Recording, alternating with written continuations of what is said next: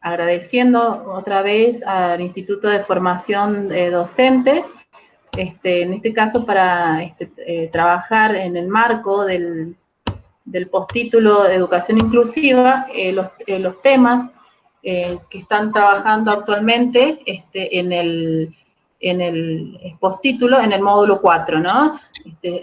Esto viene a complementar estos temas relacionados a ajustes razonables, a diseño universal del aprendizaje y a la planificación multinivel. Esperamos que nuestros aportes les sean útiles y bueno, esta es la idea, ¿no? Poder pensar que estamos en tiempos de cambio, de nuevas miradas, empezar a mirar, digamos, al sujeto y al hecho educativo desde otro lugar, con otros anteojos, poder pensar que la diversidad es algo que nos suma, algo que nos enriquece, a las necesidades educativas que interactúan permanentemente con el contexto en que nos movemos, el poder tener en claro que todos aprendemos de manera distinta, a distintos tiempos, y que lo importante acá es la accesibilidad de los contenidos y de la enseñanza, digamos. Y básicamente este término de ajustes razonables viene a modificar el término adecuaciones curriculares, digamos, y hacer una propuesta superadora, ¿no? En el marco de la Convención Internacional de los Derechos de las Personas con Discapacidad, es que se postula este nuevo término. Bien. Esta convención, justamente en el artículo 24, va a establecer la obligación de garantizar el derecho de la educación de personas con necesidades educativas en escuelas comunes. Estas escuelas deberán transformarse en escuelas accesibles, inclusivas, por medio de justamente estos ajustes razonables. Exacto. Y en Argentina, específicamente a través de la ley 26.378, es que se transforma en un Estado parte y avala esta ley que garantiza el derecho a la educación de las personas, de todas las personas, digamos, dentro de las escuelas comunes. Y como dice Dani, que puedan transformarse a través de los ajustes razonables en escuelas accesibles e inclusivas. Entonces, ¿qué son los ajustes razonables? Ajustes razonables, ¿qué son? Son las modificaciones y adaptaciones necesarias y adecuadas que no impongan una carga desproporcionada o indebida, cuando se requiera en un caso particular para garantizar a las personas con discapacidad el goce o ejercicio en igualdad de condiciones con las demás personas, de todos los derechos humanos y fundamentales, y específicamente en este caso estamos hablando del derecho a la educación, porque estos ajustes razonables abarcan todos los aspectos, no solamente la educación, que en este caso sí nos estamos focalizando específicamente, pero van a abarcar en todo el contexto en donde una persona se mueva para que sea, que pueda moverse en igualdad de condiciones que las demás personas.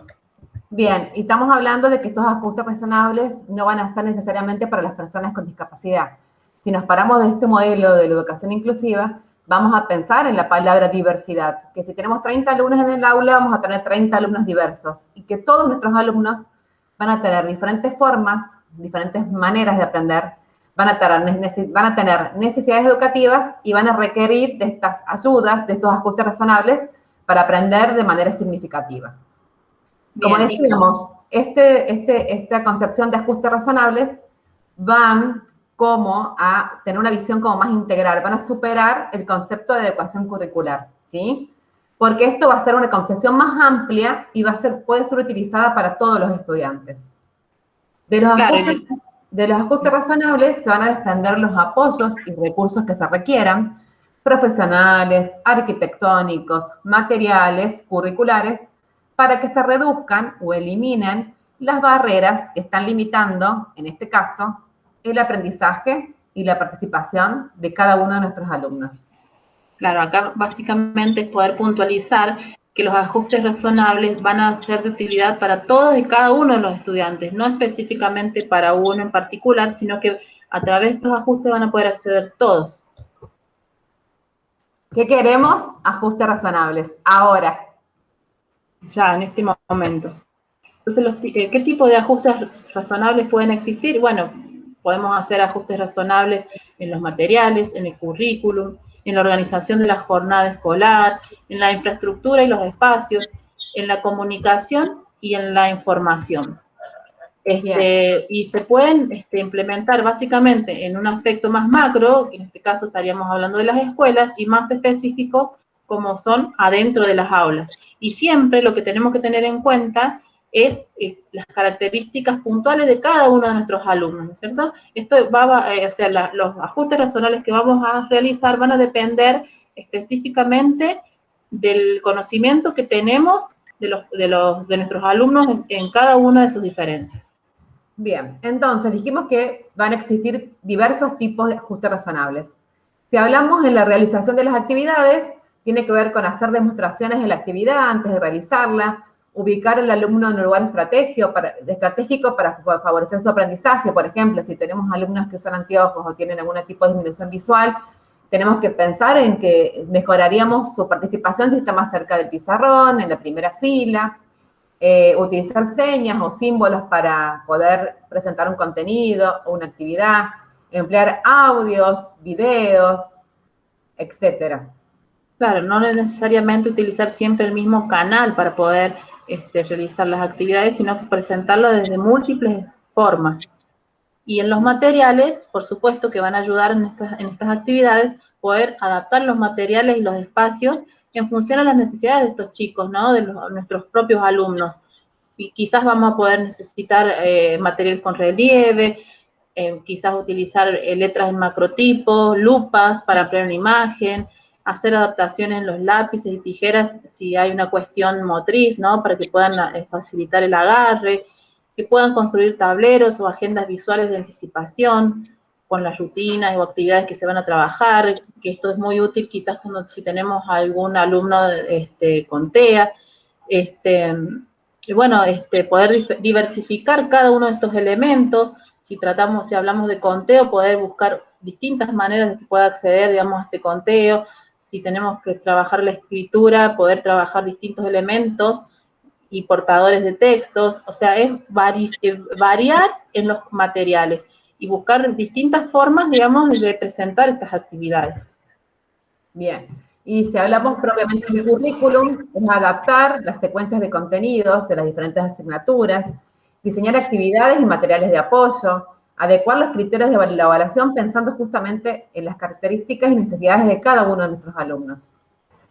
Exacto, y en la infraestructura y en los espacios, bueno, pensar que estas aulas sean arquitectónicamente accesibles, poder acondicionar los baños, poder adaptar los pasamanos, colocar las señalizaciones necesarias, contrastes visuales, básicamente poder pensar que la altura de la mesa ya puede ser un obstáculo o puede ser una barrera para poder que el chico pueda estar cómodo aprender, utilizar los bancos, si hay un chico zurdo y quizás necesite, si estamos utilizando un pupitre, quizás necesite un pupitre adaptado para un chico zurdo, si tenemos un chico con disminución visual, quizás poder acceder a un atril o modificar una de las mesas que tenemos y ver si podemos hacerlo atril, o sea, ver que el espacio del aula y de la escuela en general pueda ser accesible.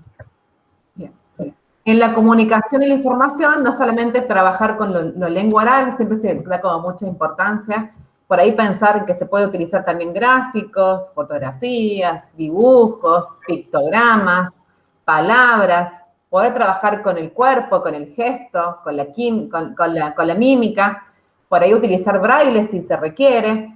Siempre pensar en esto en una dicción clara y pausada, utilizar carteles con palabras, con expresiones, con objetos, etc. Tal cual. No basarse ni centrarse en un único medio de comunicación e información, sino que poder utilizar otros canales, ¿no? Y en la organización de la jornada escolar, poder ser flexibles, poder modificar horarios si es necesario, pensar si el chico tiene mayor atención o mayor predisposición en determinados horarios, poder brindarle la posibilidad de que pueda acceder a determinados contenidos en función a estas capacidades o a estas predisposiciones que tienen los chicos, poder pensar, digamos, las características de los docentes y los perfiles que tienen para poder acomodar a nuestros alumnos según las necesidades que van teniendo, decir, bueno, sí, este profe tiene más afinidad y tiene más con los nenes más pequeños, o sea, poder utilizar los recursos que tenemos dentro de la escuela en favor, digamos, de los grupos particulares de los que tenemos, ¿no? Y esto de ser flexible en la organización de la jornada escolar también, porque quizás tenemos muy implementado, muy metido dentro nuestro, que tiene que ser de determinada manera, y son cuestiones, digamos, que se pueden modificar y que podemos ser mucho más flexibles. Tal cual, por ahí pensar, como decíamos, justamente de ser flexible esto, de pensar en qué horario por ahí los niños tienen mejor atención o mejor rendimiento, y proponer actividades que requieran justamente más concentración en esos horarios de la mañana, y actividades como más tranqui o más fácil de hacer en horarios como más cercanos al mediodía, en el caso que los niños fueran de la mañana. Con este meme queremos justamente compartir esto, que estamos seguras que tú debes implementar ajustes razonables, y tú también. Todos debemos implementar ajustes razonables. No solamente para niños con discapacidad, sino para todos nuestros alumnos. Exactamente, todos, porque esto nos va a permitir realmente una educación inclusiva. Y de calidad. Exactamente, y este concepto que venimos hablando de ajustes razonables va a surgir para dar respuesta a estas barreras que están presentes en el entorno físico, social, escolar, que van a impedir o limitar la capacidad para realizar una función de manera convencional. Es decir, que se están legislando a través de, como ya habíamos hablado, de la Convención de los Derechos de las Personas con Discapacidad, de las leyes, todas estas leyes de las que Argentina también se ha sumado, para que se dé garantía de que las personas puedan participar plenamente en este derecho que es la calidad educativa, ¿no? Desde un principio de igualdad de oportunidades y desde la equidad educativa. Bien. Queremos compartir con ustedes un ejemplo de ajustes razonables. Vamos a compartir el caso Bautista. Es un alumno de segundo grado de una escuela privada. La seña utiliza para escribir en el pizarrón letra cursiva. A Bautista le cuesta controlar los trazos y se esfuerza mucho por copiar. Cuando tiene que leer sobre el escrito, no entiende lo que dice. Nosotros pensamos, ¿cómo podemos ayudar para que Bautista pueda escribir? Por ahí, si nos ponemos los anteojos y vemos de esta escuela tradicional que todo estaba puesto en un problema en el que era de aprendizaje en el sujeto, vamos a decir, bueno, Bautista tiene dificultades en la coordinación motriz, no puede hacerlo, pero si nos paramos a otro lado, pensamos en qué ajustes debería hacer esta seña para que Bautista pueda escribir. Por ahí pensamos, como siempre compartimos con Dani, que la letra cursiva solamente vive en el espacio de la escuela, como siempre decimos, en el pizarrón de la seña, en el cuaderno del alumno. Por ahí facilitarle a Bautista que pueda escribir con imprenta es un ajuste que por ahí no requiere demasiada cosa, sino simplemente, ¿qué pensamos nosotros? ¿Cuál es el objetivo que queremos? Bueno, que Bautista escriba. Sí, bueno, no exactamente, puede alfabetizarse. Tal cual. Por ahí pensar, este es un claro ejemplo de un ajuste razonable. Claro, y poder salirnos, ¿no? Y que podemos permitir que trabaje, digamos, con otro tipo de letra, otro formato de letra, como es la imprenta mayúscula o la imprenta minúscula, o quizás trabajar con otros portadores de texto, con una computadora, digamos, no quedarnos necesariamente con la letra cursiva, con el lápiz y el cuaderno, sino que poder permitir, digamos, otras formas, cuando en realidad lo importante acá, el objetivo último, como ya decía Dani, es que él se pueda alfabetizar, que pueda escribir, que pueda leer y que se pueda comunicar, básicamente, ¿no? Independientemente del medio que utilice. Bien. Con este meme decimos, la letra cursiva no es inclusiva. Hay muchas leyes que hablan sobre esto, justamente la ley 27.306, que habla del abordaje integral de las dificultades específicas del aprendizaje, y también varios colectivos de personas con discapacidad, por ejemplo, de trastorno de espectro autista. Muchos papás salieron a hacer como una movida importante que habla de justamente que la cursiva no es inclusiva. Exacto, y estas leyes, como en este caso, como Dani nombraba, la ley 27.306, digamos que habla de las dificultades específicas de aprendizaje, y bueno, que nuevamente nos avala a poder hacer estas adaptaciones, estos ajustes razonables, para que los chicos puedan tener y acceder a una educación de calidad, ¿no es cierto? Y que, bueno, que por ahí es necesario priorizar la oralidad antes que la escritura, poder hacer algún tipo de adaptación, como ya habíamos dicho, trabajar con otras herramientas que no sean necesariamente el cuaderno, poder utilizar la computadora, si hay cuestiones de matemática, poder trabajar con la calculadora, computadoras, dije, no necesariamente tener que utilizar el dictado y el copiado sin sentido, sino que poder trabajar, digamos, con otros medios, quizás con textos, en fotocopias, en un video. Es como diversificar, digamos, la manera de poder acceder a estos contenidos y no focalizarnos en que el chico no puede escribir o que el chico no puede escribir o leer o calcular, digamos, de una manera convencional, sino garantizar este derecho a la educación y la permanencia dentro del sistema educativo, actuando plenamente dentro de él, ¿no? Que esté pensado para él, garantizándole las condiciones para estar cómodamente y participando de estos aprendizajes. Tal cual, de pensar que todos podemos aprender, simplemente aprendemos de manera distinta y vamos a necesitar de estos pequeños ajustes para que sea realmente un aprendizaje significativo. Exacto.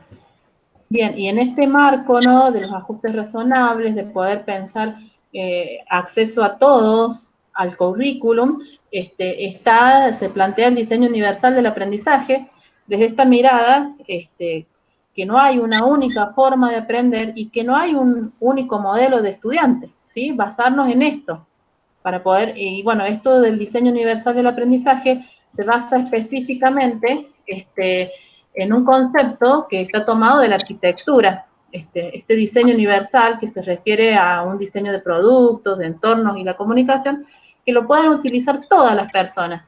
El fin último es que puedan utilizarlo sin ningún tipo de adaptación ni diseño especializado, y que sea inclusivo, ¿no? Y que si funciona para las personas del espectro de la diversidad funcional, va a funcionar mejor para todos. Y esto de pensar, por ejemplo, como ya habíamos hablado anteriormente, en el edificio, ¿no?, que pueda acceder tanto una persona con discapacidad funcional o con una mamá con un bebé en el carrito de bebés, una abuelita con el andador o con el trípode que utiliza, o una persona con las muletas, que puedan acceder todos, digamos, y no necesariamente para un grupo específico, ¿sí?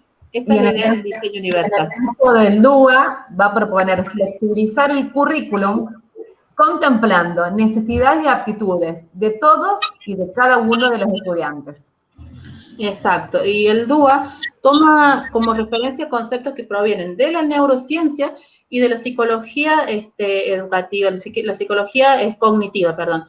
Y ellos van a plantear 3 redes principales como redes del aprendizaje, ¿no?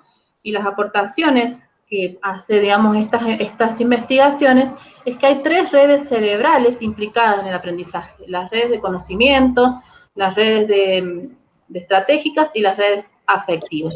Y esto van a ser lo que nos van a dar 3 principios fundamentales del diseño universal del aprendizaje, que es el cómo, el qué, el cómo y el por qué del aprendizaje. Si hablamos del principio número 1, vamos a hablar el qué del aprendizaje. ¿Con qué tiene que ver? Con proveer múltiples medios de representación. Según estas particularidades, estas necesidades educativas, los alumnos van a tener diferentes formas de percibir y comprender la información que se les presenta, ¿sí? Entonces tenemos que pensar nuestros alumnos cuál van a tener predominancia el ingreso, los canales de ingreso de la información. No va a haber un óptimo para todos, sino tenemos que fijar justamente de que algunos van a trabajar mejor o van a aprender mejor a través de medios visuales, otros a través de medios auditivos, otros a través de poder trabajar y aprender a través del cuerpo. Exacto, poder determinar, y como ya lo venimos viendo ya desde hace bastante, esto de que hay una amplia diversidad en formas de aprendizaje, y en este caso en formas de que captan mejor la información, ¿no? Y esto nos va a determinar, digamos, el estilo de aprendizaje de un niño, de un sujeto. Entonces, por ahí quizás lo que nosotros utilizamos mucho son los apoyos visuales, que pegamos láminas en las paredes de nuestras aulas. Bueno, estos son muchos apoyos visuales que a los chicos que tienen esta preponderancia en en el aprendizaje visual, les sirve un montón. A otros chicos les va a servir un montón todo lo que es auditivo, a otros, como decía Dani, esto del cuerpo, de moverse, de pasar todo esto esta información como que ingresa a través de su cuerpo. Entonces, bueno, es poder conocer estas características de los chicos para poder después utilizarlos en el aprendizaje específicamente. Bien, el principio 2, proveer múltiples medios de acción y expresión. El cómo del aprendizaje. Los alumnos también tienen diferencias en su forma de actuar con el entorno y en su modo de expresar lo que saben, de poder compartir qué han aprendido. Exacto. O sea, los chicos, digamos, ingresó su información. Ahora ellos van a tener distintas formas de expresar lo que ellos saben, lo que ellos han aprendido. Y algunos chicos lo van a hacer bien a través de un escrito, otros lo van a poder hacer bien oralmente, otros lo van a poder expresar a través de la acción. Entonces, poder conocer, digamos, las formas que tienen ellos de expresar estos aprendizajes y poder hacerlos válidos a la hora de saber qué es lo que están comprendiendo los chicos, ¿no? Ver cómo ponen en acción y expresan cada uno de nuestros alumnos estos conocimientos. Y permitirle utilizar justamente diferentes métodos y materiales, variedad de métodos y materiales, para poder mostrar lo que saben y lo que han aprendido. Exacto. No quedarnos con un solo canal de información, un solo medio de evaluación que quizás siempre es el que utilizamos, que es el escrito, porque bueno, muchos chicos, como ya habíamos hablado antes, se quedan en el camino, porque bueno, no es su medio, no es su fuerte, y se sienten ya de entrada en desventaja. Bien. Principio 3, proveer múltiples formas de implicación. Acá viene la parte del porqué del aprendizaje. Acá tiene que ver mucho con la motivación y con el componente emocional. ¿Qué los motiva para aprender? ¿Qué los hace vibrar para poder aprender? Claro, el funcionamiento de cada uno de los chicos en relación a sus afectos, a sus motivaciones son diferentes, cada uno tiene distintas motivaciones y nuevamente es poder validar cada una de estas motivaciones, poder conocer sus intereses propios, personales, poder conocer qué es lo que han aprendido a través de las experiencias, a través de sus conocimientos previos, y esto los va a llevar a un aprendizaje significativo, teniendo en cuenta que la motivación y el componente emocional es el canal, digamos, es lo que nos da energía para poder aprender. Entonces, es muy importante tener en cuenta esto, ¿no? Como dice acá, puede ser neurológicamente, somos todos diferentes, culturalmente, tenemos distintas expectativas, nuestra subjetividad, nuestra personalidad nos lleva a ser distintos. Entonces, bueno, poder tener en cuenta estas características para poder llevar, digamos, este motor de aprendizaje a través de distintos estímulos que les genere esta energía para poder aprender, ¿cierto? Bien. Entonces vamos a pensar en 6 razones, así estamos convencidas, por qué tenemos que utilizar DUA. Primero, nos va a favorecer para atender a la diversidad, va a facilitar un currículum flexible, va a educar a nuestros alumnos de manera competente, que sean competentes, va a favorecer la accesibilidad, aplicado a la neurociencia, como decíamos recién, va a tener que ver justamente con un conocimiento científico que habla de redes cerebrales y de neuronas, y va a reivindicar diferentes capacidades.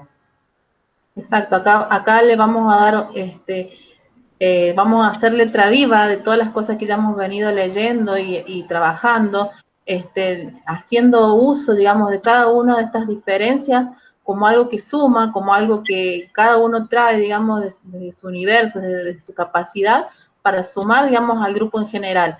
Y bueno, y esto va a generar, digamos, y vamos a terminar educando a alumnos competentes, alumnos que van a tener la capacidad, que van a poder desarrollar, digamos, desde su forma de aprendizaje, para acceder a cada uno de estos conocimientos desde esta educación de calidad e inclusiva, como hablábamos anteriormente. Bien, entonces decimos que el DUA es una forma de atender a la diversidad, son estos 3 principios y vamos a comentarles pautas, ¿sí? Dijimos que estos 3 principios tienen que ver con el que se aprende, con la representación, con el reconocimiento. Tenemos que proporcionar opciones para la percepción, dijimos que el ingreso de información es distinto a nuestros alumnos, el lenguaje, los símbolos, la comprensión. Si hablamos de las redes estratégicas del cómo se aprende, hablamos de la expresión y la acción. Proporcionar opciones para la acción física, para que puedan expresar y comunicar lo que han aprendido, y estas funciones ejecutivas. Y en las redes afectivas, en el por qué se aprende, que hablamos justamente de la motivación, del componente emotivo, tenemos que dar opciones para captar el interés, para mantener el esfuerzo y la persistencia, y para la autorregulación. Bien, acá está bien resumido el diseño universal para el aprendizaje. Entonces, una forma de atender a la diversidad, 3 principios y 9 pautas. Bien.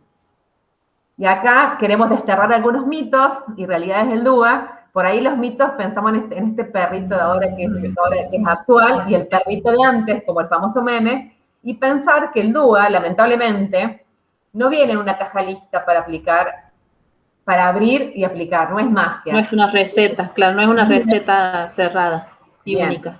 Es un marco y su implementación va a depender no solamente del docente, sino del contexto y de los estudiantes. No es únicamente enseñar bien, sí va a requerir buenas prácticas pedagógicas, pero además necesita de un currículum flexible y accesible. Flexibilidad y accesibilidad. Exacto, y no es solo para estudiantes con discapacidad, sino que se trata de motivar a todos los estudiantes permitiéndoles acceder a la información.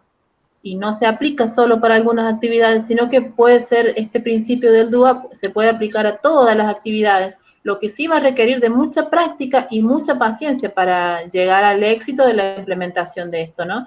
Esto es, como veníamos hablando anteriormente, es un trabajo permanente de prueba y error, de ver qué funciona, de ver qué no, trabajo en equipo, de trabajo colaborativo, de trabajo mancomunado, con todos los roles que tenemos en nuestras aulas, en nuestras escuelas, ¿no? Y que cada uno puede ir aportando su granito de arena.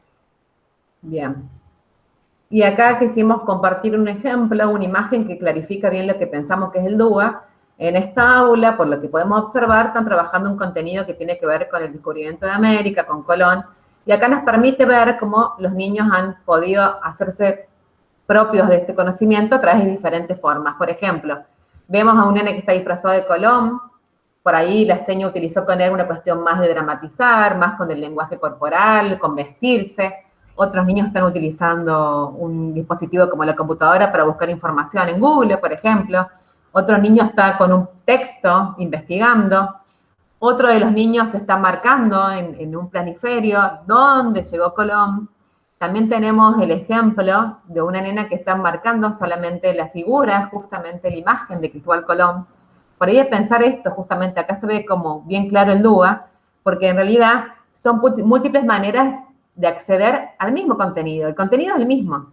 ¿Qué va a cambiar? La manera de que acceden a la información. Lo que yo le propongo, puedo diversificar, digamos, curricularmente el contenido de Colón para que cada uno lo pueda tomar según lo que necesita, según su cuestión, su característica particular y su necesidad educativa. Exacto, y bueno, y no solamente esto del DUA, están bien claros los 3 principios, ¿no? De la forma de cómo, el qué y el por qué del aprendizaje, sino también esto de los ajustes razonables, ¿no? Ver que todos pueden acceder, y no es solamente una actividad adaptada para uno solo de los chicos, sino que todos acceden a este conocimiento de distintas maneras, de distintas formas. Y otro ejemplo que ya habíamos hablado anteriormente es este del volcán, también es un ejemplo muy lindo, ¿no? Para tener en cuenta que, bueno, que también se trabajaba de distintas formas, ¿no? El volcán como contenido, algunos armaban la maqueta, otros hacían una experiencia científica, otros hacían una investigación, otros hacían un dibujo, otros escribían. O sea, hay distintas maneras, digamos, de trabajar este mismo contenido de una manera interdisciplinaria, transversal, teniendo en cuenta todos estos 3 principios que el DUA nos marca. Bien, lo que dice Dani, el ejemplo de Volcán, queremos compartir que es una autora que es María José Borsani, que habla mucho justamente de cómo ha sido cambio de estos modelos de escuela para llegar a este modelo de escuela de educación inclusiva, de escuela inclusiva, y justamente esta profesional vino acá a Villa Mercedes a dar una conferencia y ella usa mucho el ejemplo para representar el DUA o esta diversificación curricular a través de Volcán. Y nosotros lo hemos tomado con este contenido que tiene que ver con Cristóbal Colón, como modo de ejemplo. Sí, ¿no? Y también hacer una reflexión, que muchas veces Nosotros nos paramos frente al pizarrón, escribimos y pretendemos que los chicos copien y aprendan a partir solamente de una sola vía de acceso, digamos, al conocimiento, cuando quizás nos estamos perdiendo de aplicar todas estas otras formas y ahí sí va a ser muy accesible y va a ser muy claro, digamos, que los chicos van a ir aprendiendo, que por ahí nos estamos quedando y nos ponemos a mirar en retrospectiva, digamos, nuestras formas, nuestra formación, nuestra forma desde chicos, que siempre hemos estado sentados uno atrás del otro, mirando al profesor, copiando lo que escribe en el cuaderno y escuchando solamente la explicación de ellos. Y bueno, a muchos no les ha alcanzado esto. En cambio, teniendo en cuenta esta forma de trabajo a través del DUA, a través de los ajustes razonables, a través de la planificación multinivel, que bueno, que el conocimiento se hace mucho más accesible a todos y cada una de las personas. Bien. Ahora sí llegó la hora de trabajar. Hemos abordado lo que es ajuste razonable, seguimos trabajando sobre DUA y ahora vamos a pasar a la planificación multinivel. El problema no es ser profe, dice Arjona, el problema es planificar. ¿Qué tema planificar? Necesitamos definir metas, fijar estrategias y coordinar actividades. Vamos a planificar. Y acá vamos a la planificación multinivel. Bueno, en el marco de todo esto, ¿no? De que son de los ajustes razonables, de la enseñanza flexible, teniendo en cuenta las características de cada uno, ¿no? Desde esta concepción inclusiva, la planificación multinivel es un tipo de planificación que tiene en cuenta las características de cada uno de nuestros alumnos, teniendo estas posibilidades, qué características tienen, qué posibilidades tienen y qué necesidades, ¿no? Y lejos de considerarlo uno a uno, sino que los toma como un grupo, pero un grupo natural. Y a partir de ahí se diseñan en los aprendizajes en multinivel, en grupos, para poder construir una forma general de aprendizaje partiendo de una sola planificación. Esto es una forma de atender la diversidad en el aula, de hacer esta diversificación curricular y posibilitar de que cada uno de nuestros alumnos pueda encontrar una forma de acceder a un contenido particular a través de una actividad acorde al nivel de competencia curricular que este niño tiene.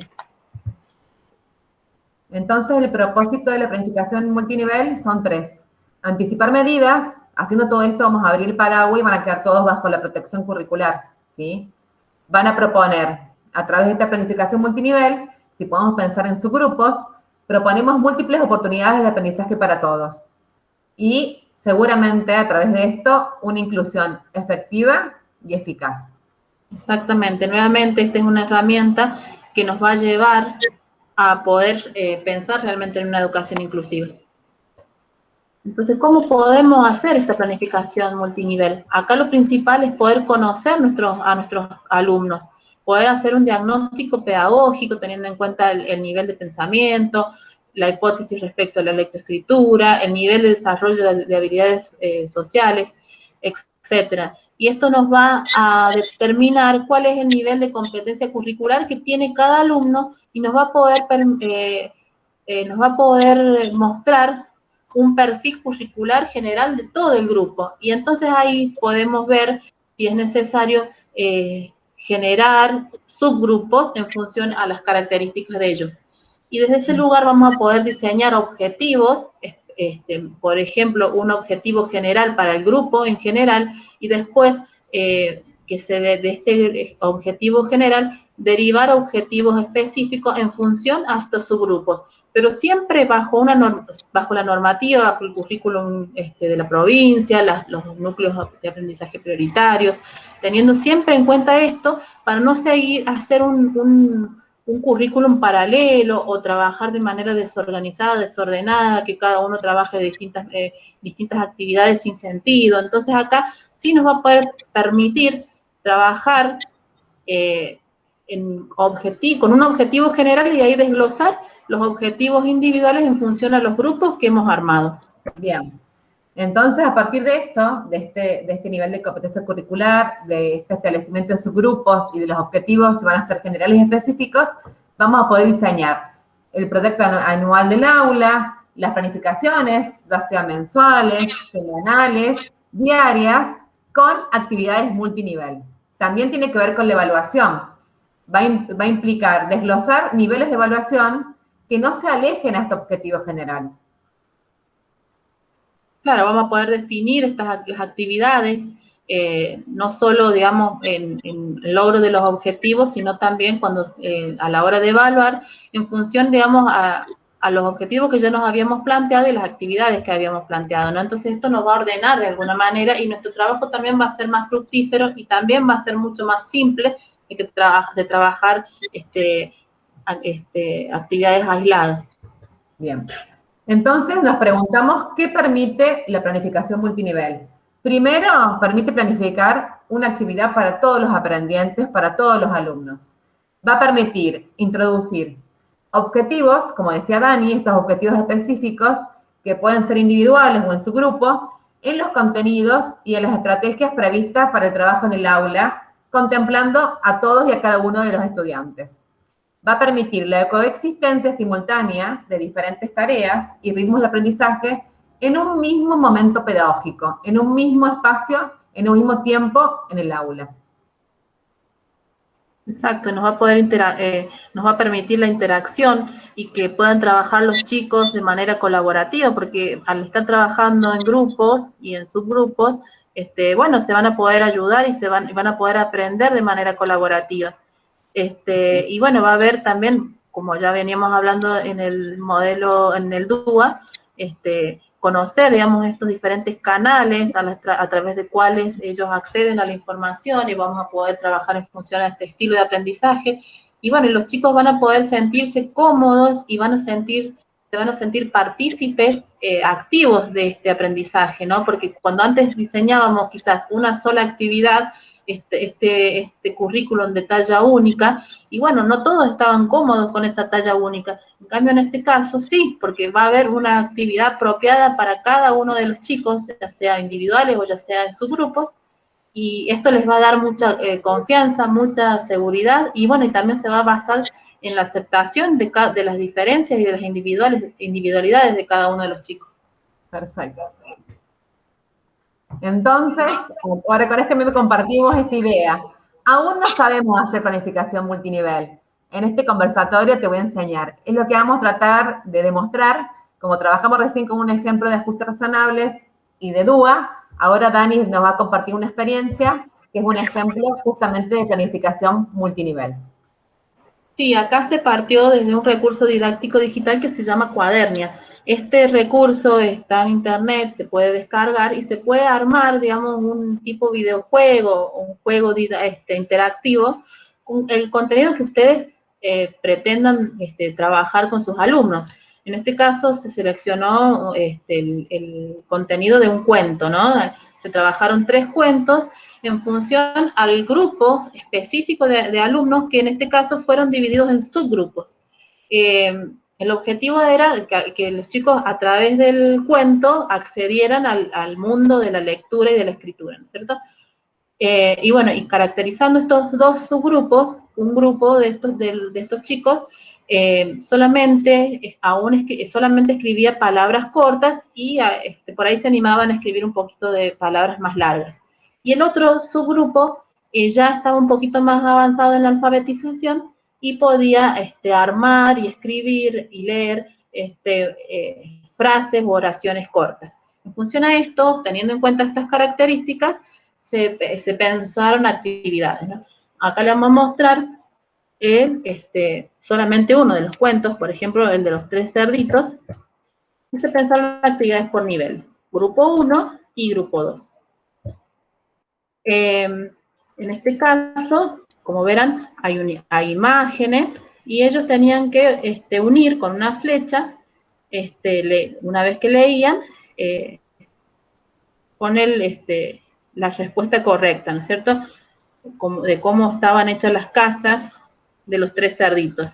Entonces, paja, unían con paja, madera con madera, ladrillo con ladrillo, una vez que habían leído. La siguiente actividad para el grupo 1, que era el grupo que recién se estaba iniciando en la alfabetización, en este caso se utilizó el audio, ellos tenían que apretar ahí y se escuchaba la pregunta, ¿de qué construyó la casa el segundo cerdito? Entonces, bueno, ellos buscaban la imagen para ayudarse y escribían la respuesta. Y así sucesivamente en los 3 cerditos. Luego, para el grupo 2, se pensó, ya como ellos podían leer, entonces ellos buscaban emparejar el texto con la imagen y arrastraban hacia la respuesta correcta. Y la otra actividad para el grupo 2 era armar una frase. Estaba la frase desordenada, la oración desordenada, se ayudaban con la imagen, ordenaban la palabra y luego apretaban en el ítem de autoevaluación, autocorrección, y se podían dar cuenta si estaba correcto o no.